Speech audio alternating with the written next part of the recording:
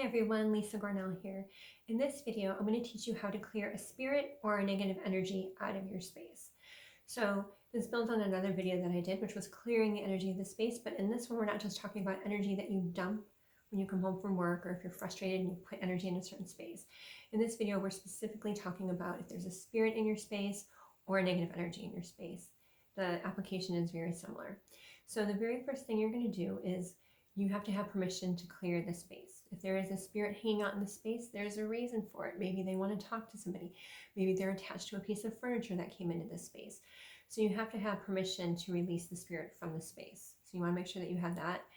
And then if it's a negative energy in the space, that you also have to have permission for. So either way, you have to have permission because sometimes people like to have stuff in their space.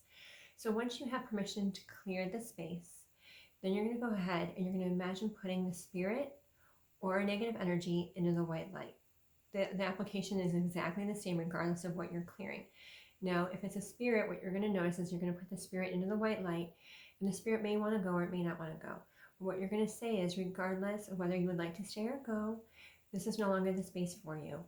You can either return into the white light or you can leave the space. That means the whole house, not just leave my kitchen and go into my bedroom. You have to completely leave the space. And then you can imagine putting the spirit into the white light and letting them step into the white light and letting them go.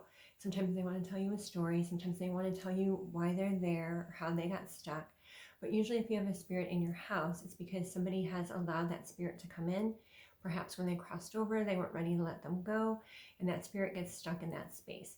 So we want to make sure that you're putting them into the light, because the light gets not as intense for them the longer that they're here, so that way they can see the light and step into the light and they can transition over. Okay?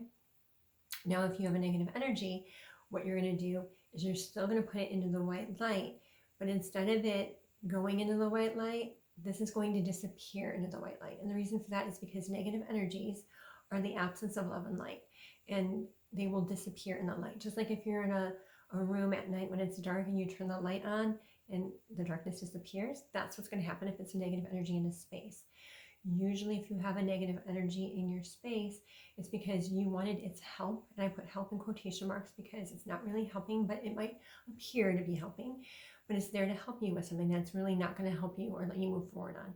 And you're going to have this negative sense in a space. It's going to feel dirty or yucky, or you just might not feel safe in a space of the house. That's how you know you have a negative energy to clear and release. And then you're just going to put it, like I said, into the white light. But the difference is it is going to disappear. So you might see it like, I like to describe it like it's going to be black, and then you're going to see like little pepper specks, and it's just going to be all white light. But it's no longer going to exist. It's going to disappear into the light, okay? So that's what you're going to do if there is a negative energy in your space. And then regardless of whether it was a spirit or an energy, you're going to just fill that space with white light.